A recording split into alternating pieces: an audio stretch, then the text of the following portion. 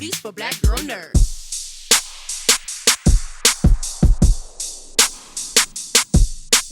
Hi, Regina. Thank you so much for your time. Hi, thank you for having me. Regina, I love you in all things, and this is no exception. I love seeing you so many in varied roles, varied emotions, and this one evoked a lot of fears for me because I have a child who's a freshman in college at a PWI right now, Oh, which one? UC Riverside. Oh, wow. Okay. And so she's immersed in that experience and watching this, and I'm hoping there's someone like your character there who's helping tether her to reality in her life and, looking out for her. When you look back at your own experiences as a student, did this evoke fear? What were your own experiences as a student in your day, in your college days that, you used to draw upon to, craft this Professor Gail, and, what these students are experiencing on campus? When I was in Fordham, I had a really, I feel really lucky in that. And maybe I'd have to revisit it, but I had a great experience. It was when I went to grad school, and I had my own Gail. I had Dr. Pamela Newkirk, who actually wrote a book called Diversity Inc. And it is about institutions that have not yet been diversified in America. Obviously, Hollywood is one of them. The art world is one of them. And so is academia, elite Mm. academia. And, she had got her doctorate from Columbia. She had to get tenured. And when I had the time, and it's interesting because when I wanted to be like, I don't think I want to leave. Like it was uncomfortable for me. She was a cheerleader who really took me under her wing and kept me going. And what's interesting for Gail is that's what she was trying to do for Jasmine. And of course, that did not end up in the way that you hoped, that it wasn't right for her. But there is a part of us that always understands the sacrifices that those who came before us made. And so, not only is it a right, but there's a partial responsibility to endure and do better and succeed. And so I do have to say I had that experience of experiencing the Gale and of being the Jasmine. Mhm. When I look at just the portrayals of you and young Zoe were amazing in that evoking fear takes on so many forms. There's the gotcha kind of fear, there's the you see the enemy looming in the background, and here it's very nuanced until we get to the end of the journey and it's all revealed to us as the audience. When you think of like that foreboding type of fear, that unseen type of fear, where do you go in your head to make sure that you're conveying that to the audience? It's a very different type of fear than like horror story, typical horror story type of fear. Gosh, I don't know. I mean, I don't know, because it's such a thing that you have to drop in. There's so many emotions that you have to drop in for that, because it's so subtle. So it has to kind of be in your body for it to read, because it's not something to play. So I just, I think of many experiences that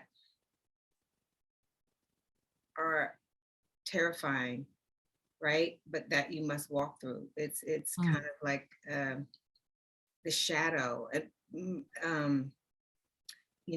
the fear of what is looming, um, and it's always hard because it has. It's a tough thing because you think of, well, you think historically of Black people. We're always like, if we hear something, we're running out the door. So That's right. how do you make an audience um believe they would stay? I don't know. I can't really describe it, but it was the thought of all of those things and what felt real. You know what I mean? And what was, I think what Mariama had is that all of the experiences, all of the things that happen, they're very grounded and, you know what I mean, very realistic. And so it's still set world that is, even though the supernatural is happening, the actual is what we're experiencing. You're watching Zoe not get her $20 back for the pizza, at the end of the day, or walk in her room and people are, are you Beyonce, and you're watching the experience. So there's, I think Mariama created such a world of discomfort, dis-ease, that you were always waiting. It was even the parts that weren't scary were uncomfortable. So you were either experiencing the discomfort of the movie or, so, and I just think,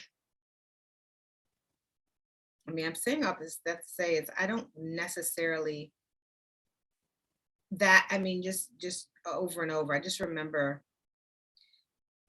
just over and over being like, what is that for Gail? What is the experience of discovering things that are more and more, from the noose to the burning cross, to then still having to make the Ancaster video of, we at Ancaster celebrate diversity, to the discovery of Live, you know what I mean? And like acknowledging like this place has some real issues, Mm-hmm. And real life. Well, I thank you, ma'am. They are wrapping me. You are wonderful. It's always a pleasure to see you, and congratulations on the Oscars gig. I'm going to go, so I'm excited. Oh, that's exciting. Okay, great. Well, then I'll see you in a few weeks. Thank you, ma'am. Thank you. Thank you again for your time. Thank you so much. Zoe, thank you so much for your time. It is a pleasure to be with you. Thank you for having me.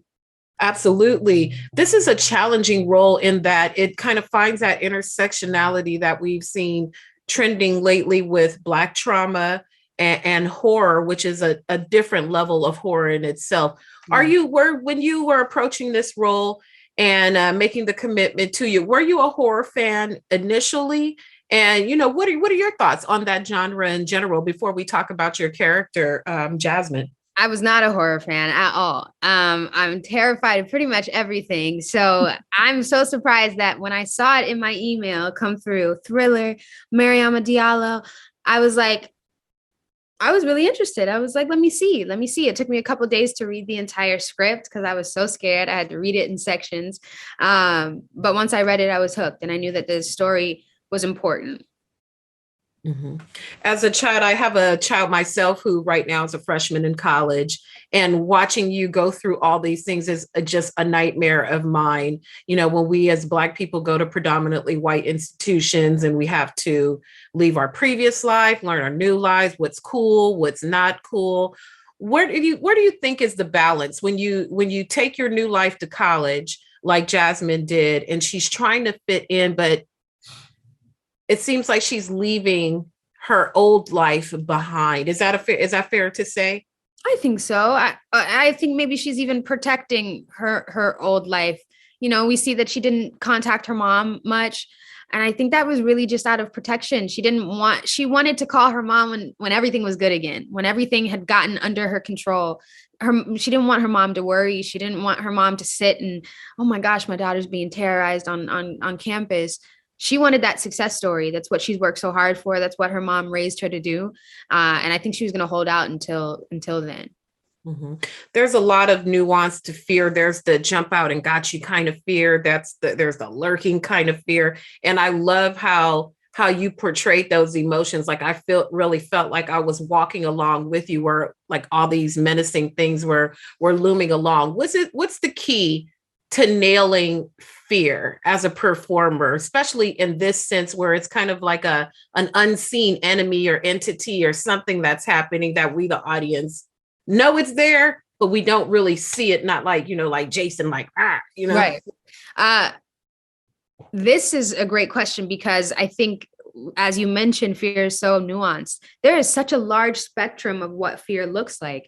And I think that now that I'm a fan of horror, I can see the beauty in it, because seeing someone when the end goal could be death, reactions could vary so much. And that is like, it's different than a romantic, drama where a heart is being broken.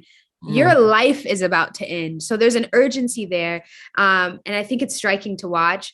I also I think that it's an interesting place to talk about race. So I think that talking about it with this urgency is refreshing, but I also think horror was such a great medium to put it in because it is urgent. And if we talk about it, it's hard because the things that Jasmine experienced, you know, kids were sitting on Jasmine's bed with their outside clothes and shoes on.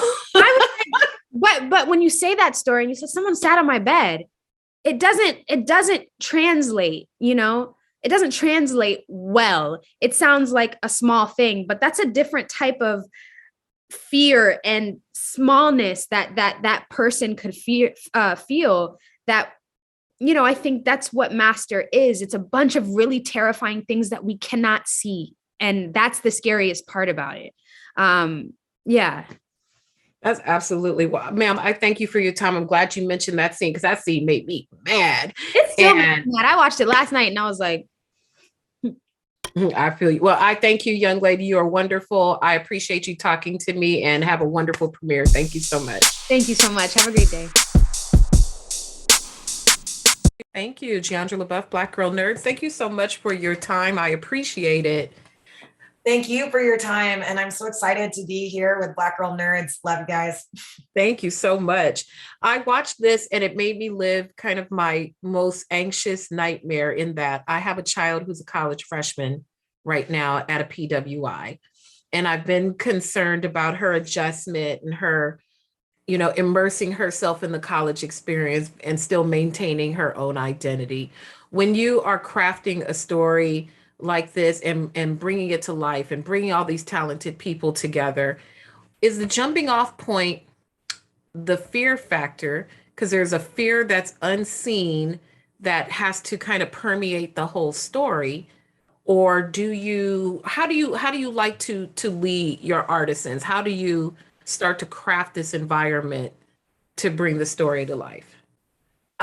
You know, I think that that's a really good question and it's really interesting. I think that at the core, it's the character's emotional experiences and then, you know, trying to let that resonate throughout and, you know, the shape that it takes in the horror form, you know, letting that also bleed over into their, you know, their waking life and their daily life. And so I think that in terms of, you know, creating that tone and maintaining that tone, it was something that, you know, through every part of the process was on the forefront of my mind, because like you said, part of what was important for me, you know, this feeling of unease. And, you know, so what was important for me was creating a cinematic experience that would give a viewer an emotional experience that's kind of akin to what the characters are going through, and this anxiety and this discomfort and like that growing sense of unease, you know. So it was in the script writing, it was in the photography. Charlotte and I, who's the DP, talked a lot about how, you know, how to depict isolation and how do we depict the alienation or suddenly, you know, this feeling of claustrophobia. And I think, you know, as well in the production design, that's another thing that we kept in mind, and, you know, how to make a space feel hostile, and how do you kind of, you know, show this feeling or replicate this feeling of the characters feeling like they're getting edged out constantly. So I think that in a lot of different aspects of the production, that was something that was at the forefront. How do we take what, you know, the character's internal experience and then put it on the outside? Mm-hmm. There was a different level, like a very intimate use of different microaggressions that we experience or things that we've been taught as Black people growing up. That was fascinating to me that I haven't seen in any other film. Like in particularly when I was talking to Zoe earlier, coming in and seeing all these people on your bed. And I think back to my own college experience, like, don't touch my bed. That was fascinating. So how do you choose which microaggressions that you want to put in? Because that's a very, very specific thing to Black people. And that really kind of brought it home for Zoe's experience for me.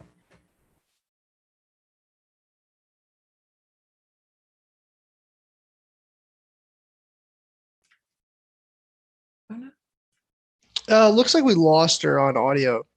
Okay. Lost me? Yeah, there you're we back go. now. Could you repeat from the beginning? I'm sorry, we lost you on audio. Repeat your answer. Oh, I see. Is this better? I just got a message. It says your internet connection is unstable.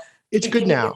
It's It's good now? perfect Oh, now. you're Yeah. good now. Okay, good. Okay, so the question was, oh, right. Okay. So yeah, I mean, when it comes to depicting the microaggressions, I had so many to choose.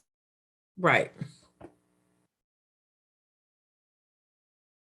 In the film. And so it is this very careful process of wanting to be as specific as possible and not, sensational in a certain sense, and really trying to be true to the reality, and try to write it and draw it as finely rendered as possible, because I think, there's a responsibility that I feel to, to do it properly and to do it honestly, and not to do it in a way that feels, kind of crass or exploitative. And then there's the other aspect at the same time where, there's this constant push and pull of being, a Black woman in America, where you're also being told, you're overdoing it. It's not that bad. It's not that much. And I've, even in some early responses to the film, I've seen some reviewers, say, oh, this is heavy-handed, this and that. And I'm thinking, you don't know the half of it, because I toned this back from where I could go. And so I think that really balancing it so that it feels real and it feels authentic to the characters' lives. And then it's also not standing in the way of, the other aspects of the story. It was really important. And so it was this real balancing act of weaving it into the fabric of their lives, and also trying to make it as true to life as I could. Absolutely. Well, ma'am, I appreciate your time. I'm going to call my baby later on and check on her. And I thank you for talking to me. Thank you so much. Thank you so much. It was great talking to you. You too.